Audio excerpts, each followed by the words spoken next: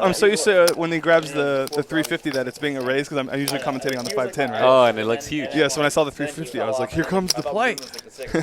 Wayne in the mix with king queen suited, raises up to 150. I was like, I'll just do what this guy's doing. So I just go like Demon Hunter, Dots versus Orc. And Keefe defends his big line with 8 deuce suited. I can be all that jazz. Detail oriented. Check. Flush draw for Keefe here. Gut shot straight draw for Wayne. I like Wayne's check back here. I think we do want to bet with king queen high sometimes. I actually did see bet here. In general, I would check with a hand like king queen of spades and king queen of clubs, and see bet with hands like king queen of diamonds and hearts in this position. You want to have king queen in both your bet and check back range. Well, you also can check it back because you don't want to lose your equity if you do get check raised on this board. Yeah, exactly. And he does get check raised here and does have to fold, unfortunately.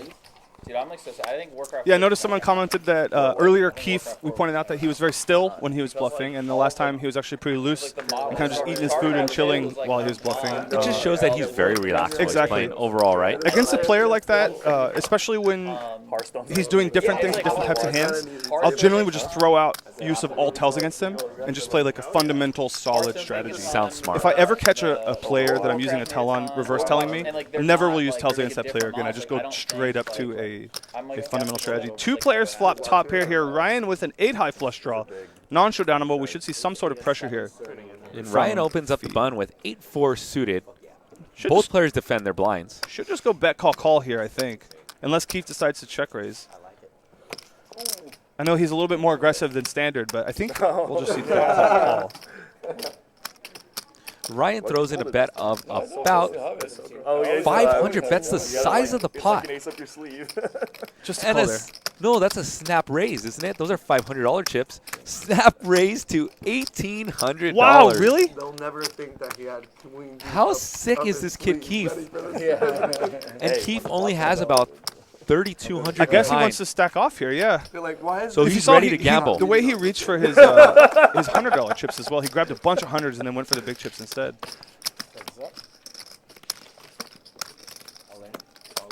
There it is. Turn is a 4 and takes it down. Keefe takes it down with the second best hand there. He gets so sick. He gets Alec to fold the queen 10, right? He was range merging, right? Yeah, he was range merging a little bit. You know what's interesting is once you do have, obviously he has a very loose aggressive image. Once you do have that very loose aggressive image, taking a hand like this and getting it in light, especially when you're not as deep stacked as you are now, is honestly, it's not terrible. It's not bad. So that's kind of like how I think about, you know, what are we reinforcing when we show? For example, when I bluff a nit, I'm never going to show the bluff because I don't want to have him start calling. You don't want him to call you. But when I bluff a guy who's very loose, very aggressive, I show it almost every time. I'm just like, I got you. That is very exploitive. Yeah. You're doing exploitive towels. Absolutely. So we have a raise from Antonio with ace-king offsuit from under the gun +1. Keefe 3-bets him to 450 with king-queen off, totally dominated. This might be Antonio's time to rip his 4-bet and maybe gamble with Keefe. Oh, there's that head dip again. They're both effectively playing 200 big blinds. I don't think we've seen him ever do this head dip and call before. I think the head dip has been a re-raise so far from when we've seen it 3 times in a row. So if I had a hand like 2 10s and I saw this right here, I'd be like, oh shit. He's got a big hand. I don't know what it is, but I'm just thinking a raise is coming, right? What do you mean? Shout out to MassTax 707. The head dip got way more intense. Here comes the 4-bet. Oh, really? Because like human could just they could just like heal and creep forever and like. I really want to see if he ever does this with a weaker hand, like 7-8 of spades or something like that, and just rips it with a massive head dip. Boom. 4-bet from Antonio. I don't think Keefe is going to fold based on what we've seen so far. Looks like a snap call from Keefe here in position. Wow, this is going to be a sick one, guys. No, Keefe folds. Does he? No, he does called, cards. Yeah. Wow, he bakes the queen. So usually when you get 4-bet with a hand like king queen, you have massive reverse implied odds. You have to be careful because if you flop the king, maybe no good. But queen good. Yeah, but then you might still be dominated by aces, kings, and ace queens. Exactly. So it's still kind of sticky. In this spot, though. In this spot. Antonio does have the backdoor flush draw to go along with his hand, though. And straight draw. Yes. You know how you and Eldar, you're always over here like, you got the fucking we do. Antonio playing 8,000 behind. Keefe playing 8,000 behind as well. $3,000 in the pot. All of this is cash, by the way. The pain and suffering you see is genuine. Massive head dip here from Antonio. This time the massive head dip is not strength. Post flop. That's the first time we've seen that dip. And his sizing of betting 25% pot. Oh, actually, he bet 30% pot. Keefe just, I think, ripped it in here Hope, man. with the king queen So Antonio bets 1,000 into 3,000, and Keefe right away rips it. for 7,000 more. And Antonio calls. Wow! Oh my gosh. Oh! Once or twice. Are we running once or twice, guys? I think they said Jack on the turn. That's a chance, a 10 or an ace. 26-25. Wow. How sick is that? Send it. Keefe with a little bit of redemption. A little bit. Now wins the biggest pot of the night. And once again, we were talking about $10,000 earlier pot. on the Queen Nine of Hearts hand where he ripped it in against Fee. We were saying, oh, the range merge, right? Here he just rips it in with the King Queen The range in a merge. spot where he might be dominated, but he gets paid off. It's exactly what we're talking about. His image is able to get away with extremely light value. Very, very the fucking animal. Keefe with the 7 deuce of clubs again. We might see something. He hasn't folded. There's the.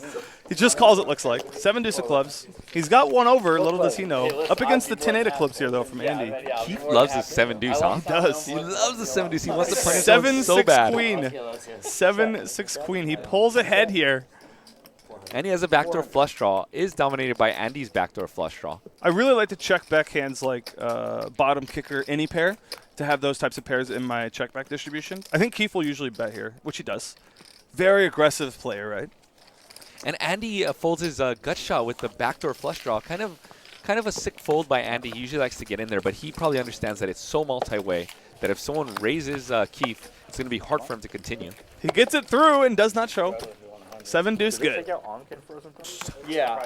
I, like, Is really wrong with the queen jack offsuit from under the gun +1. Is really wrong folds it, and Ryan wakes up with pocket kings.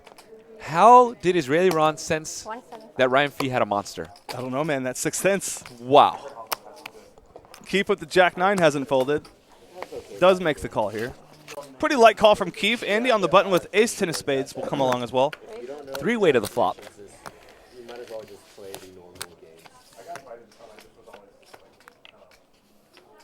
King, queen, deuce. Ryan with the top set. Keefe with the gutter, and Andy blocking that gutter, also with a different. Top sets, huh, with the pocket kings. That easy? Just has to dodge the jack or the 10 here.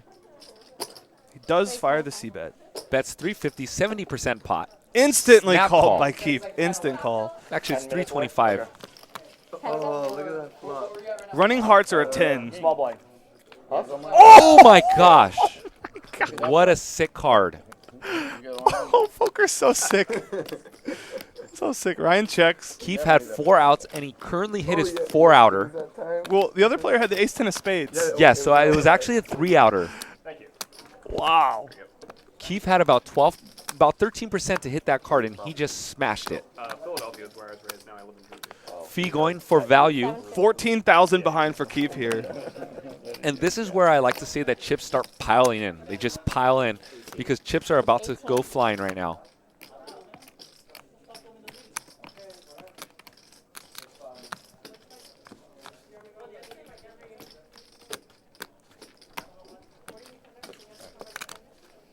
Got real quiet real fast on the table.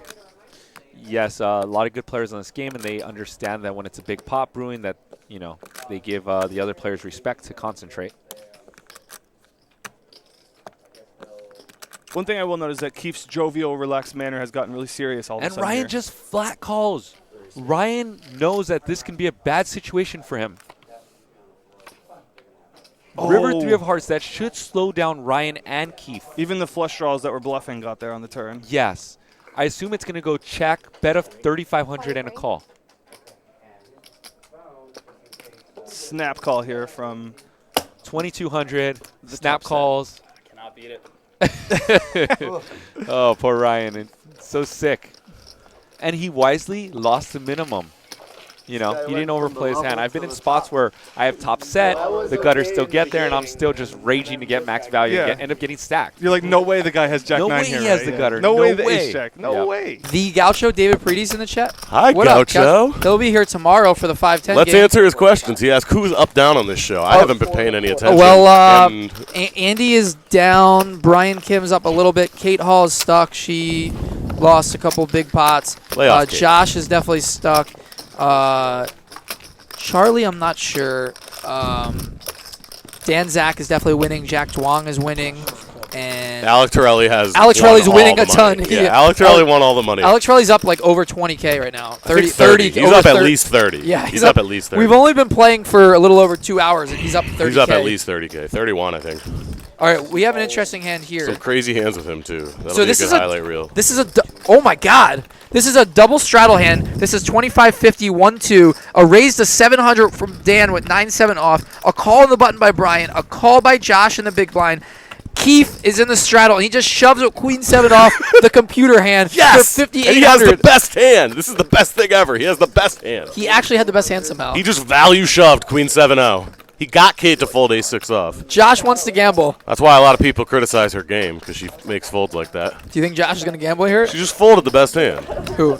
Kate Hall. What'd she have? Ace-6 off. What was she thinking? I thought she loves Hold on. ace-high. Let's hear what Josh is saying. No, but you saw me straddle 5 grand, so any 2 cards should be good. 2-3 offsuits, I'm fucking thinking about, especially with you, just so you know.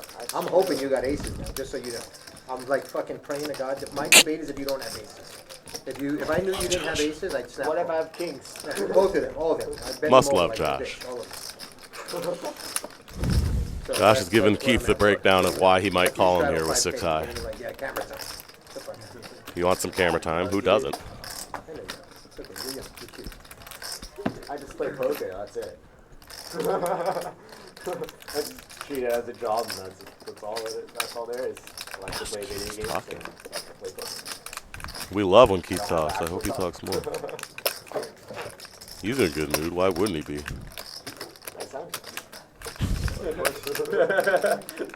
Josh makes the call. He called. Oh With my my god. favorite hand. Josh just called with 6-4 suited for $5,800. This game is in business. Lit, as the kids say. Oh my god. Live at the bike is lit. They're going once. Oh, what a flop. Flush draw for Josh. No, Queen High's good. It's just like Brick. everyone. Yeah. Just like, please, Keith's got the second nuts. Not literally. one guy to like. Third nuts. I can't believe Josh just called there. That was awesome. Oh I love my Josh. god. Josh knew that was my favorite hand, and he did this. Let's listen to him. He's got to be chirping a little after that one. Does he show the 6-4? That's the question. Keith's like, they're all in shock. They're like, oh my god, we've got this guy in the game jamming with Queen High. Let's go. Charlie Carroll's like, I love America. Everyone in the chat's like, poker's dead. Like, no, poker's alive. Charlie Carroll's down 20K, and he's like happy as hell right now. If you think poker's dead, you're not watching this game. You're bringing it back to life with your great work over here, Ray. Torelli has kings. Let's hope someone else has aces. Keith flats ace-4 off. And he's going to come along from the cutoff with Jack-5 suited. And now Dan's Let's in the go. small blind with ace-Jack suited. He could flat or 3-bet here. Keith called with ace-4 off. There he is. Let's go, Keith. 2-3-5 right here. Yeah. So we got some hands here. Deuce 3-5. So Andy has top pair of the backdoor flush draw. And Keith flops a straight. Let's Wow. go. I called it. Did I just call the flop again? Look at this action. So Alec check calls, and now Keith is going to raise here. Alex going to lose you a few grand on this hand. What a spot, especially against Keith with Oh, his yeah. image and what he knows on him from last game. And they played with each other a couple weeks ago, and Keith was a maniac. Or, sorry, last Tuesday, actually. And Keith was a maniac. And he's going to get paid here. Andy might even come along, too. Andy calls because he's got the backdoor flush draw. And now Alec is in a tough spot here after Keith raises. But it's Keith. There was a hand last Tuesday where Alec had the best hand and Keith made a move, but Alec only had one pair and he 3-bet shoved on the turn when Keith had deuce 7 and made a move. And so this is a similar spot here. Keith squeezing. He's only got 3,300 behind.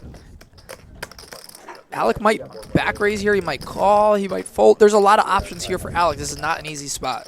He's not folding, though. I don't think he can fold. You can't just fold kings on this board. Yeah, I mean, it's just that Andy flatting behind. Against Keith, you can never fold. It is very interesting. Andy doesn't matter as much. Well, if Andy raises, then you get out. Well, here's the reason it matters. It matters because Andy has him covered, and they're really deep, right? And so that's why it matters a little bit. Did he fold? He folded? And Alec made an amazing fold. Oh, my God. Wow. What a beast. That was pretty crazy. I mean, amazing's one word for it. And Alec, Wow, and Keith's Andy, a legend. Andy calls drawing dead. Keith is a legend. Torelli loves it right now. Torelli's got the confidence back and after. he's just not beating anything there. And look, even a 4 comes off from the river and still, yeah. If Torelli calls flop, he's got to call it on the turn, too. He's got to call all in. He probably didn't want to. Right, Alec would have. Andy could have got away from it, though. Yeah. Andy definitely could have got away with it. Away from me. He doesn't have blockers to bluffs and stuff. Like, there's really no reason to stick it in there with Jack 5, in my opinion.